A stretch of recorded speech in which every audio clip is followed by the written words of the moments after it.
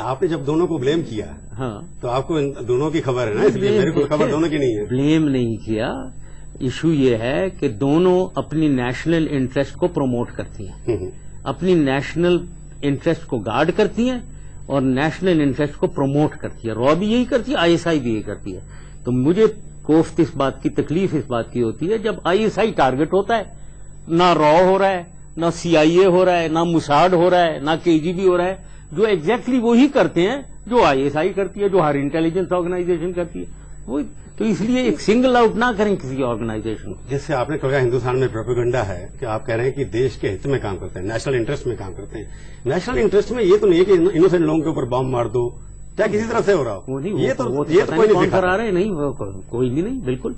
तो ये किसने कह दिया कि आईएसआई ये करवा रही है बॉम्ब ब्लास्ट? आपने जो कहा कि कराची का नाम लिया, आपने किसी अफगानिस्तान में कोई टेररिस्ट छुपा हुआ है, यहाँ मिलता है लोगों को, आपने ऐसे नाम लिए ना सोचा।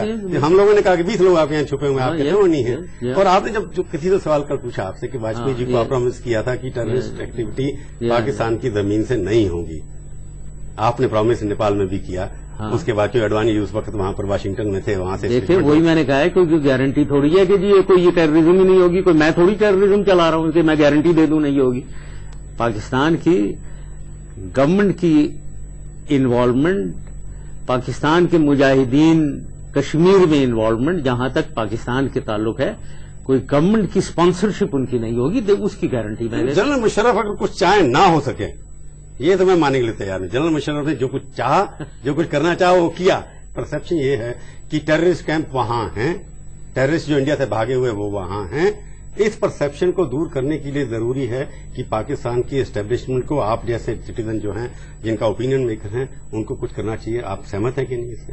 देखिए जी, ये टेररिस्ट कैंप्स की आप बात करते हैं और मेन इशू की हमें शिकायत ये है पाकिस्तान में कि आप इशू को अवॉइड करते हैं। इशू है कश्मीर, 47 से चल रहा है और 89 से ये एक मिलिटेंट ऑर्गेनाइजेशन बन गया है। और मैंने कल भी बताया है, इसके लिए पब्लिक सिंपैथी है पाकिस्तान में, पूरे पाकिस्तान में पब्लिक सिंपैथी है। मुजाहिदीन ग्रुप्स बन गए हैं इसमें दर्जनों। तो ये तो है उधर रियलिटी। तो आप जो रियलिटी है उसकी कोर इशू को अवॉइड करके कि मतलब इसकी बात ना करो, ये हमारा अपना है, आप ये ठीक करो। और भाई उसको ठीक, इसका एक ही तरीका है ठीक करने का, प्रॉब्लम को सॉल्व करें।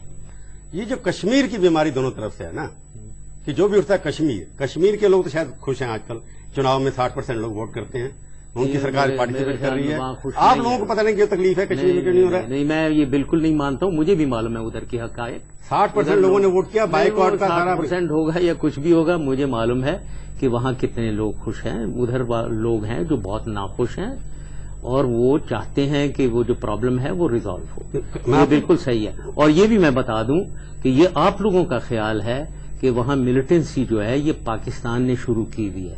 वहां 89 में मिलिटेंट जो ये आपके यासीन मलिक, शब्बीर शाह, ये जितने भी लोग हैं, ये Yasin Malik being front runner पहले तरफ गया था ना, वहीं से ट्रेंड होके आया था ना। ये नहीं, बिल्कुल नहीं, वो बिल्कुल 89 में वहां नहीं गया था। उसके बाद वो क्रिएशन है वहां ही, जो अब जब आपने सप्रेस किया और उसको मारा आपके लोगों ने कि वो डोरा भी है और उसको बहुत, उसकी आंखें भी हिलती रहती हैं।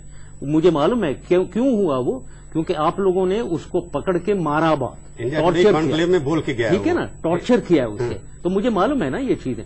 फिर वो मिलिटेंट बना और अंडरग्राउंड गया। फिर वो जो एक पीसफुल तहरीक थी वो एक मिलिटेंट तहरीक बनी और अब तक मिलिटेंट तहरीक चल रही है। ये प्रॉब्लम है, इसको हल करें। नहीं, इसमें हमारे देश में क्या हो रहा है, हमारी साइड में क्या हो रहा है, इसकी जिम्मेवारी आपको क्यों है? कश्मीर डिस्प्यूटेड टेरिटरी है, हम वो आपकी टेरिटरी नहीं मानते हैं।